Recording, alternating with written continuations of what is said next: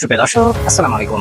2024 Copa America ফাইনালে আর্জেন্টিনার কাছে অতিরিক্ত সময়ের গোলে হেরে শিরোপা বঞ্চিত হয় কলম্বিয়া। তবে এই হারের প্রায় 9 মাস পর হামেস রদ্রিগেজ মাঠের বাইরে কিছু বিশেষ পরিস্থিতি তুলে ধরে অভিযোগ করেছেন। তার মতে কলম্বিয়া ফাইনালে আর্জেন্টিনার বিরুদ্ধে জিততে পারছিল না, কারণ তাদেরকে কিছু অদৃশ্য সুবিধা দেওয়া হয়েছিল।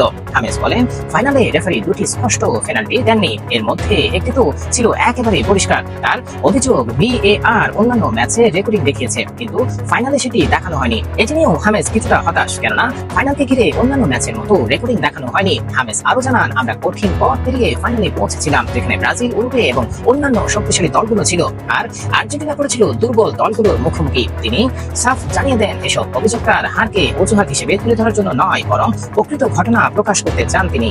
ফাইনালের শেষ মুহূর্তে কলম্বিয়া একটি গোল খেয়ে আর্জেন্টিনার বিরুদ্ধে হারে, তবে হামেস বিশ্বাস করেন কিছু বিষয় তাদেরকে পিছিয়ে রেখেছিল, যা সত্যি অনুকূল ছিল না। শেষে হামেস তার 6টি অ্যাসিস্টের কথা তুলে ধরে বলেন, আমি ওই টুর্নামেন্টে অসাধারণ খেলেছি, অনেক অ্যাসিস্ট দিয়েছি, কিন্তু কিছু অদৃশ্য কারণে শিরোপা পেলাম না।